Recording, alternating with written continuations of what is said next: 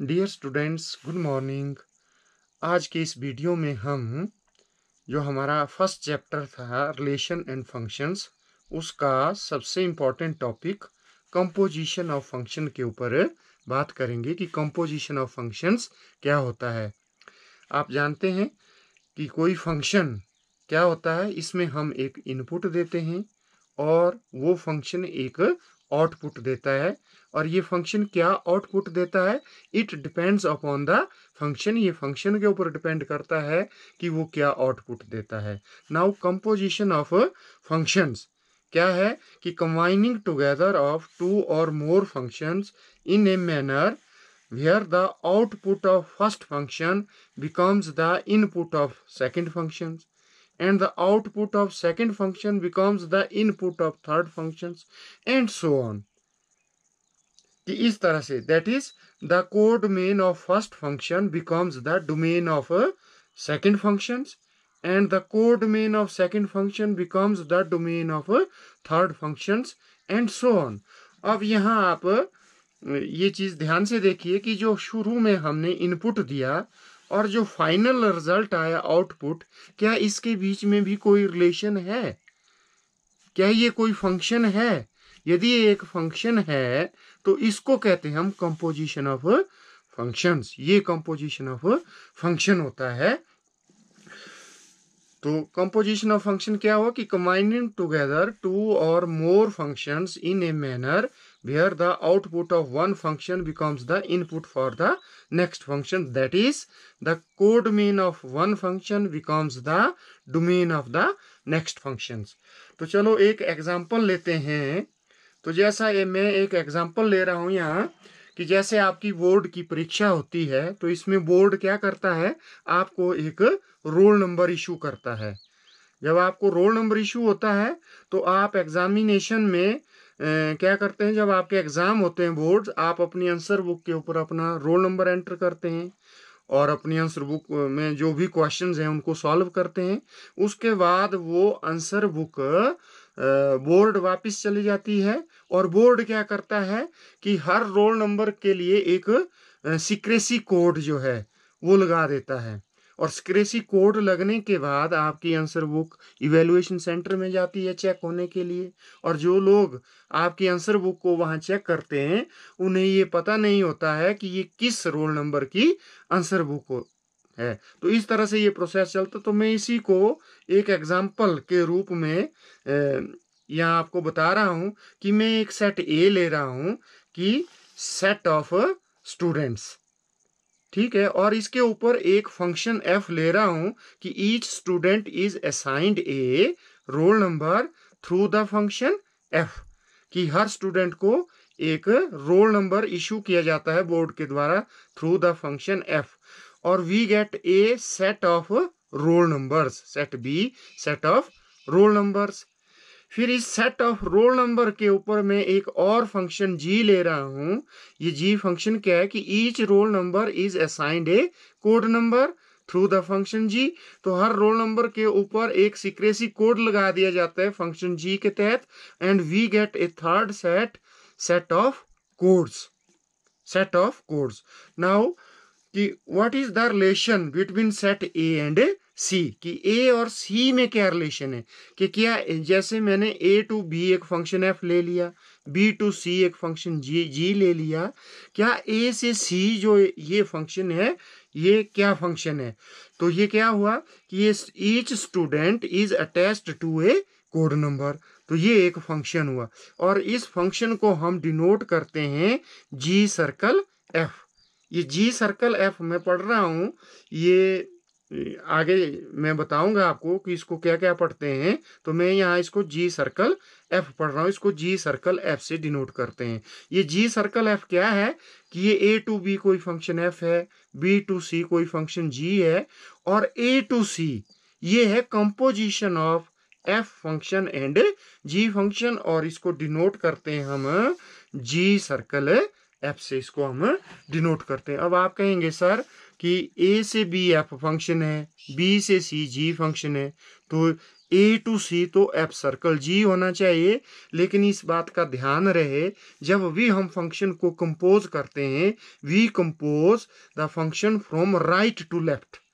हम right to left compose करते हैं। जैसे composition of f and g आएगा जी सर्कल एफ, मतलब right to left.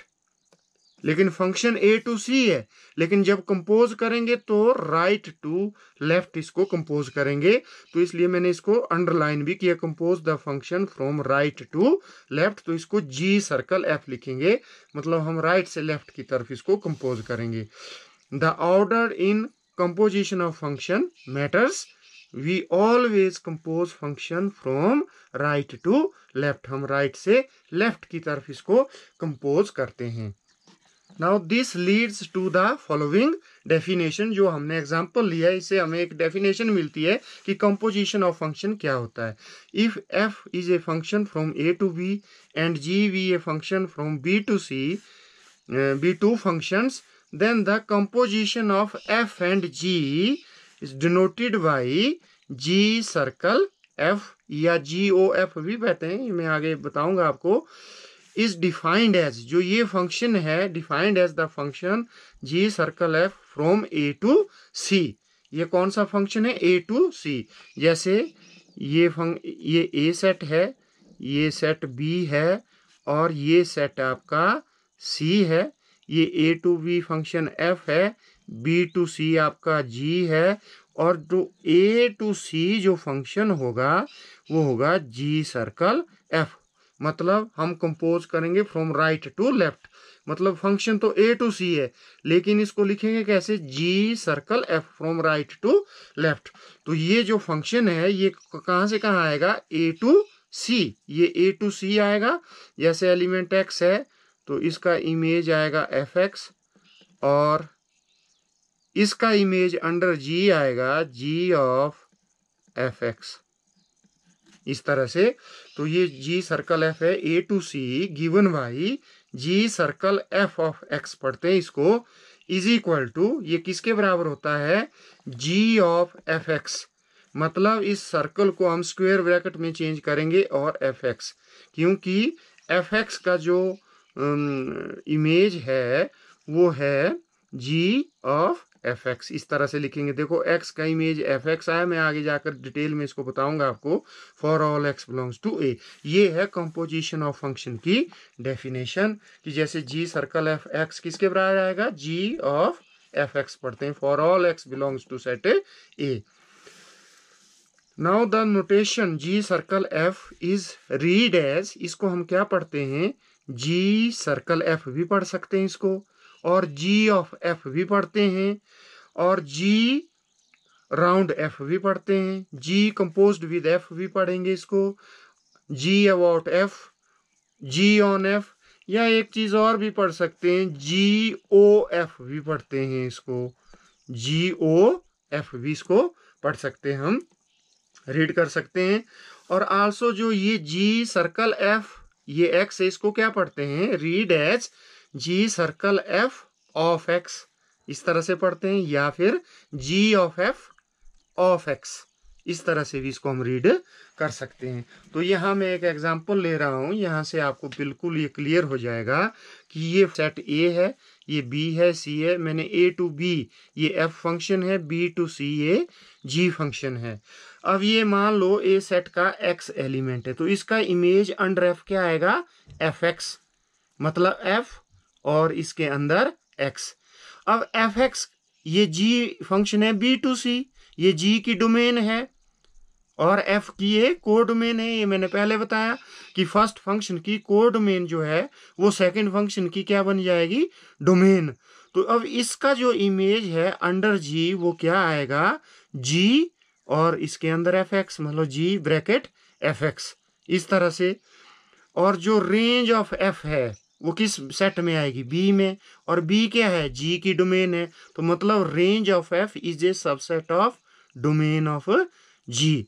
Now A to C कौन सा फंक्शन हुआ आपका? G circle f, compose from right to left, हम राइट से लेफ्ट की। ए टू सी कौन सा फंक्शन हुआ? एफ सर्कल जी नहीं होता है, क्या होगा ये?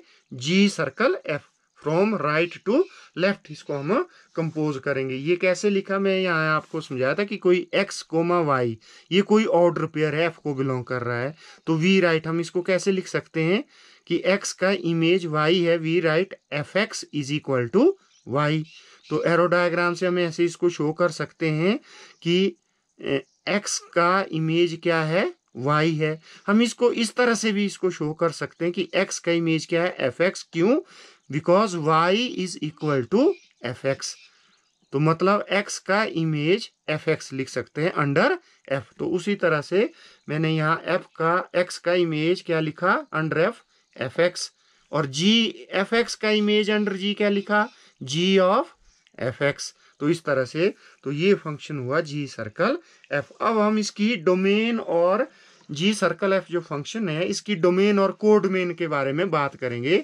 तो यहां से तो आपको लग रहा है कि जी सर्कल एफ की डोमेन किसके बराबर है, सेट ए के बराबर, सेट ए। और सेट ए किसकी डोमेन है, ये फंक्शन एफ की डोमेन है। तो therefore domain of g circle f is equal to domain of f, मतलब इस फंक्शन की डोमेन किसके बराबर होती है, जो राइट साइड में ये फंक्शन है एफ, इसकी डोमेन के बराबर होती है। तो now codomain of g circle f क्या होगी, तो आप देख रहे हैं कि इसकी कोडोमेन क्या है, ये डोमेन है, तो कोडोमेन इसकी सी, सेट सी है, ये इसका कोडोमेन है सी, और ये सी किसका कोडोमेन है, ये फंक्शन जी का है। तो इसका मतलब है कि जो जी सर्कल एफ है इसकी कोडोमेन किसके बराबर है, जी के बराबर, is equal to codomain of जी। मतलब जो लेफ्ट साइड वाला फंक्शन है इसके बराबर इसकी कोडोमेन होती है, और जो राइट साइड वाला फंक्शन है इस सर्कल के आगे, तो उसके बराबर इस फंक्शन की डोमेन होती है।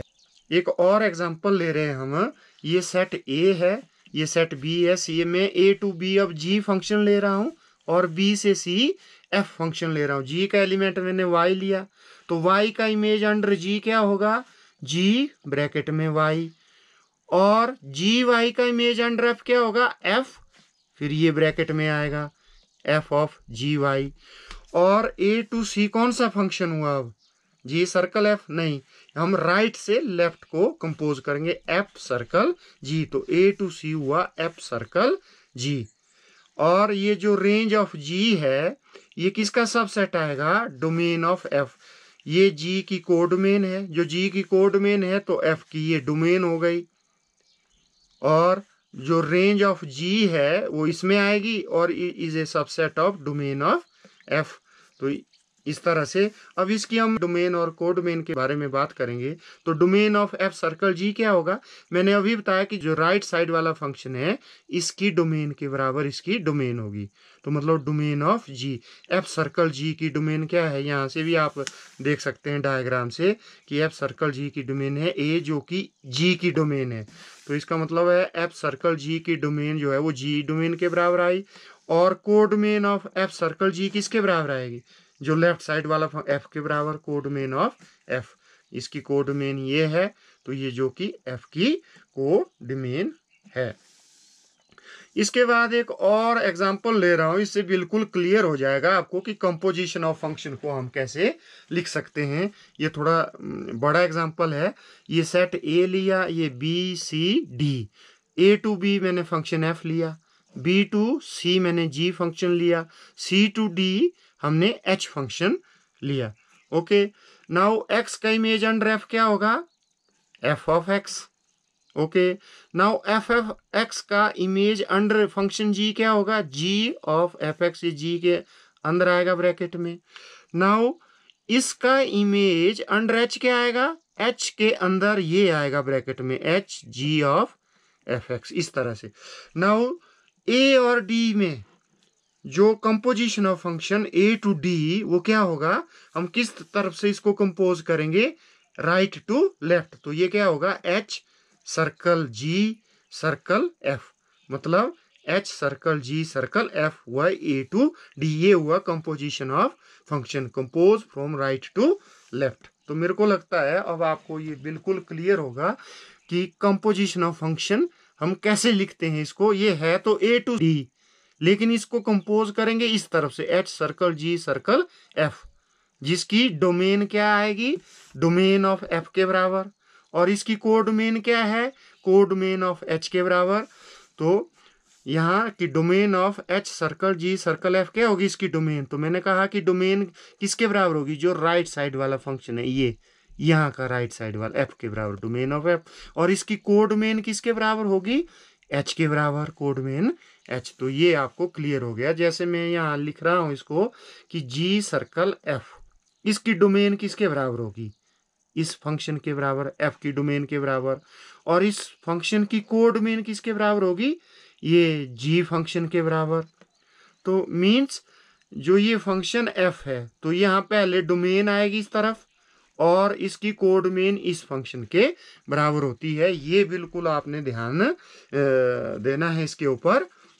अब आपका ये एक एग्जाम्पल नंबर 15 मैंने एनसीईआरटी की बुक से लिया है। तो चलो इसको हम सॉल्व करते हैं। अब कि ये कोई फंक्शन दिया है 2 3 4 5 2 3 4 5 9 एंड ये कोई जी फंक्शन दिया है 3 4 5 9 2 7 11 15। ये फंक्शन डिफाइंड एज आपको दिया f2 is equal to 3, f3 is equal to 4, f4 is equal to f5 is equal to 5 के बराबर दिया है। और g3 is equal to g4 is equal to 7 and g5 is equal to g9 is equal to 11। Find g circle f आपने find out करना है। तो आपको क्या दिया है, f2 दिया है आपको 3 के बराबर, f3 का इमेज कितना दिया है 4 and f4 is equal to f5, मतलब दोनों का इमेज आपको 5 दिया है। इसी तरह से g फंक्शन में g3 is equal to g4, इन दोनों का 3 और 4 एलिमेंट का इमेज दिया है 7 and g5 is equal to g9, इन दोनों का इमेज दिया है आपको 11। तो मैंने इनको थोड़ा रोस्टर फॉर्म में लिख दिया है। एफ फंक्शन क्या होगा, जी क्या होगा। अब आपने जी सर्कल एफ निकालना है। तो मैंने इस पूरी प्रॉब्लम को एक एरो डायग्राम से यहाँ शो किया। ये फंक्शन ए टू बी है, इसको ए फंक्शन एक ए सेट लिया, दूसरा बी और इसको मैंने सी सेट ले लिया। तो फंक्शन एफ क्या है, फ्रॉम ए टू बी, और जी फंक्शन क्या है, बी टू सी। और जी सर्कल एफ कौन सा हुआ, ए टू सी। हम राइट टू लेफ्ट कंपोज करेंगे तो ये हुआ जी सर्कल एफ। आपने इस फंक्शन को निकालना है। तो जी सर्कल एफ कहाँ से कहाँ हुआ, ए टू सी, मतलब ये सेट टू ये सेट। तो जी सर्कल एफ फंक्शन हुआ ये टू ये। अब जी सर्कल एफ का मतलब आपने फंक्शन फाइंड आउट करना है। तो इसमें क्या चीज निकालनी है आपने, कि जो इसकी डोमेन के एलिमेंट है इनका इमेज निकालना है। कि 2 का इमेज क्या है, 3 का इमेज क्या है, 4 का क्या है, 5 का क्या है। यदि आपने ये निकाल दिया तो आपका क्वेश्चन हो गया। जैसे अब आपने 2 का इमेज निकालना है तो आप कैसे लिखेंगे, जी सर्कल f2। क्यों लिखा, क्योंकि जैसे आपको ये दिया है f2 का इमेज 3, तो f फंक्शन है तो 2 का इमेज कितना है 3। तो इस तरह से 2 का इमेज अंडर जी सर्कल एफ क्या होगा, जी सर्कल एफ 2। तो इसको हम थोड़ा सॉल्व करें। तो बाय डेफिनेशन इसको कैसे सॉल्व करते हैं, बाय डेफिनेशन कैसे लिख सकते हैं हम, जी ऑफ f2, मतलब सर्कल ये स्क्वायर ब्रैकेट में चेंज कर दिया तो f2 आ गया। अब ध्यान दो कि g ऑफ f2, तो पहले f2 की वैल्यू यहाँ पुट करो। तो आपको पता है कि f2 कितना दिया आपको 3 के बराबर, तो ये हो गया g3। और g3 कितना दिया है आपको 7 के बराबर, तो इज इक्वल टू 7। तो इसका मतलब है 2 का इमेज 7 आया। तो आप यहाँ से भी देख सकते हैं एरो डायग्राम से कि 2 का इमेज 3 है, 3 का इमेज 7 है। तो 2 का इमेज क्या आया अंडर जी सर्कल एफ, ये 7 आया। इसी तरह से आप जो सेकंड एलिमेंट है उसका इमेज निकाल सकते हैं, g circle f3 is equal to g of f3। ये सर्कल हटा दिया, यहाँ स्क्वायर ब्रैकेट लगा दिया। और आप f3 आपको दिया है, कितना दिया है f3, ये 4 के बराबर दिया है, यहाँ 4 के बराबर। तो ये f3 की जगह आपने 4 आ गया g4, और g4 दिया है आपको 7 के बराबर 7। तो 3 का इमेज भी 7 है। एरो डायग्राम से देखो 3 का इमेज 4 है, 4 का इमेज कितना है 7। तो ए टू सी 3 का इमेज कितना हो गया 7, मतलब इस रोड से आप आगे सीधा जाओ 7, तो 3 का इमेज 7। तो इसी प्रकार से 4 का इमेज क्या आएगा, 4 से 5 होते हुए 11, तो 4 का इमेज 11 आएगा, 5 का इमेज भी 11 आया। तो आप इस तरह से इसको यहाँ से फाइंड आउट कर सकते हैं। तो जी सर्कल एफ आपका फंक्शन क्या आया, रोस्टर फॉर्म में लिख रहा हूँ कि 2 का इमेज 7 है तो 2,7, 3 का इमेज 7 है 3,7, 4 का इमेज 11 है 4,11, 5 का इमेज 11 है 5,11। ये आपका क्वेश्चन हो गया। तो एक और एग्जाम्पल ले रहा हूँ, लेकिन ये एग्जाम्पल नहीं है, आपका एक्सरसाइज 1.3 जो एनसीईआरटी की है उसके क्वेश्चन नंबर 3 का सेकंड पार्ट है। तो इस तरह से भी आपका क्वेश्चन हो सकता है कि find g circle f and f circle g if f x is equal to कितना दिया है 8x cube and g x is equal to x raise the power 1/3। ये एफ एक्स दिया है, जी एक्स दिया, आपने जी सर्कल एफ और F circle जी find out करना है। तो जी सर्कल एफ आप जब फाइंड आउट करें तो एक्स ले लिया, ये variable g circle f of x. अब इसको सॉल्व करेंगे तो डेफिनेशन बाय डेफिनेशन हम इसको कैसे लिख सकते हैं, जी ऑफ एफ एक्स, सर्कल को इसमें समझ गए। अब जी ऑफ एफ एक्स की वैल्यू कैसे, आप एफ एक्स की वैल्यू भी आप पुट कर सकते हैं यहाँ, नहीं तो आप जी ऑफ इसकी वैल्यू निकालेंगे तो ये क्या आएगी, तो जी एक्स आपका एक्स रेज दी पावर 1/3 है, आप एक्स की जगह पर एफ एक्स पुट करेंगे तो ये क्या आएगा f x raise the power 1/3। जैसे मैंने यहाँ आपको समझाया कि यदि आपने जी वी की वैल्यू निकालनी है तो कहाँ से आएगी, ये भी जी एक्स से आएगी, आप एक्स को वी से रिप्लेस करो तो ये कितना आएगा, g v is equal to b raise the power 1/3। यदि आपने जी थ्री की वैल्यू निकालनी है इससे तो आप एक्स को किससे रिप्लेस करेंगे, 3 से, तो g three is equal to 3 raise the power 1/3। यदि आपने जी ऑफ एफ एक्स की वैल्यू निकालनी है तो क्या होगा, तो एक्स को रिप्लेस करेंगे इससे, ये तो इससे रिप्लेस कर दिया f x raise the power 1/3। अब एफ एक्स की वैल्यू कितनी है 8x क्यूब, तो 8x क्यूब आपने पुट कर दिया रेज दी पावर 1/। अब इसको थोड़ा सॉल्व किया तो 8 क्या होता है 2 का क्यूब x का cube whole raise the power 1/3, और इससे जो पावर आपस में मल्टीप्लाई होती है 2 की पावर हो गई 3 into 1/3, x raise the power 3 into 1/3, 3 cut गया और आपके पास आ गया ये 2x, ये क्या आया 2x। अब इसको कैसे पढ़ते हैं, मैंने पहले भी बताया कि g circle f x read as g circle f of x या g of f of x, इस तरह से भी पढ़ सकते हैं g o f of x, इस तरह से भी इसको हम रीड करते हैं। नाउ एफ सर्कल जी निकालना है आपने तो एक्स ले लिया इसके साथ, तो वाई डेफिनेशन इसको कैसे लिखते हैं एफ ऑफ जी एक्स, और एफ ऑफ जी एक्स की वैल्यू कहाँ से आएगी, f x is equal to 8x cube से, तो x को रिप्लेस करेंगे हम किससे, जी एक्स से, तो जी एक्स ये हो गया 8 इंटू जी एक्स का क्यूब, 8 इंटू जी एक्स का क्यूब। जैसे मैंने यहाँ भी समझा कि एफ ए की वैल्यू निकालनी है तो एक्स को आप ए से रिप्लेस कर कीजिए, ए से एक्स को आपने किससे रिप्लेस करना, ए से, तो हो गया 8a क्यूब। यदि f2 की वैल्यू निकालनी है तो x को 2 से रिप्लेस किया, f2 इज इक्वल टू 8 2 का क्यूब। यदि आपने f gx की वैल्यू निकालनी है तो x को रिप्लेस करेंगे gx के, ये आएगा 8 gx का क्यूब।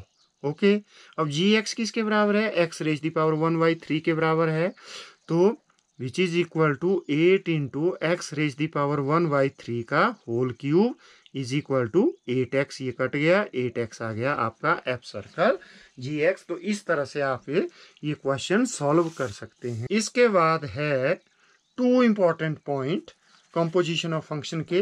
फर्स्ट है कि if g circle f is 1 1, यदि जी सर्कल एफ आपको 1 1 दिया है, दिस इंप्लाइज एफ इज 1 1। यदि आपको ये दिया है कि ये जी सर्कल एफ 1 1 है तो इसका मतलब है कि जो फंक्शन एफ है वो भी 1 1 है, ये प्रॉपर्टी है। नाउ सेकंड कि इफ एफ इज 1 1, यदि आपको ये दिया कि एफ 1 1 है तो इसका मतलब ये नहीं है, जरूरी नहीं है कि जी सर्कल एफ भी 1 1 हो। तो if f is 1 1 then g circle f may or may not B 1 1।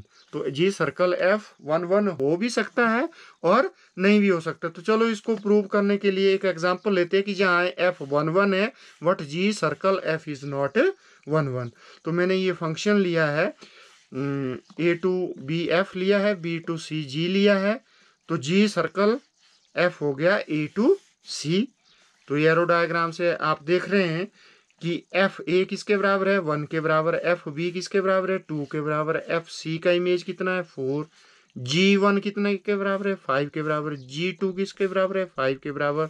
तो इस तरह से आप देख सकते हैं इसको। तो नाउ अब आप क्या देख रहे हैं कि जो फंक्शन एफ है ए टू वी ये कैसा है 1 to 1 कि all distinct element of A have different images in B. तो ये एफ इज 1 1 और हमने अब जी सर्कल एफ निकालना है। तो जी सर्कल एफ कैसे निकालेंगे, हमने ए बी सी के इमेजेस सी में निकालने हैं आपने। तो जी सर्कल एफ हुआ ए टू सी और जी सर्कल एफ फिर हमने ए का इमेज निकालना है। तो ए का इमेज कितना आएगा, by definition g of f A हो गया और जी एफ ए किसके बराबर है, एफ ए ये 1 के बराबर है तो जी 1 हो गया और जी 1 किसके बराबर है 5 के बराबर, तो इज इक्वल टू 5। तो यदि ए से आप सीधा यहाँ से होकर के 5 तक जाएं तो ए का इमेज 5 आएगा। तो इसी तरह से आप बी का इमेज निकाल सकते हैं 5, सी का इमेज बाई 4 6, तो 4 का इमेज जी 4 का इमेज 6 है। तो अब आप क्या देख रहे हैं कि जो जी सर्कल ए और बी का जो इमेज है वो सेम 5 है। तो this implies g circle f is not 1 1। जैसे मैं इसको इस तरह से भी लिख सकता हूँ, जैसे ये फंक्शन ए है, ये फंक्शन सी है और ये है आपका जी सर्कल एफ फंक्शन। इसकी डोमेन है ए बी सी और को डोमेन है 5 6। आप देख रहे हैं कि ए का इमेज भी ये है, बी का भी ये है और सी का आपका 6 है। तो ये जो फंक्शन है ये 1 1 नहीं है because element A and B have the same image 5 in C. तो this implies g circle f is not 1 1 because element A and we have same image in 5। तो इससे क्या होगा कि यदि एफ 1 1 है ये जरूरी नहीं कि जी सर्कल एफ वी 1 1 हो। नाउ सेकंड पॉइंट इज कि if g circle f is onto, ये आपको ऑन टू दिया है मतलब range of g circle f is equal to its codomain, this implies g is onto. यदि ये आपको ऑन टू दिया है तो इसका मतलब है जी जो फंक्शन है वो कैसा होता है ऑन टू होता है, ये इसकी प्रॉपर्टी है। लेकिन यदि आपको ये दिया है कि if g is onto then g circle f may or may not be onto. यदि आपको जी दिया है ऑन टू तो इसका ये जरूरी नहीं कि जी सर्कल एफ भी ऑन टू हो। तो इसको हम एक एग्जाम्पल से आगे चेक करेंगे। तो ये मैंने एग्जांपल लिया है फंक्शन x टू y, एक g function y to z।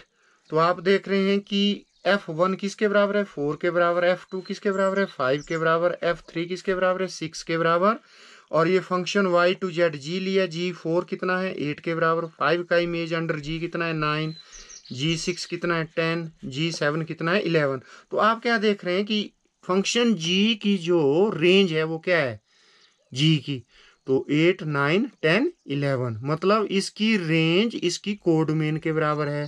तो this implies the function g is, function g कैसा है ये ऑन टू फंक्शन है।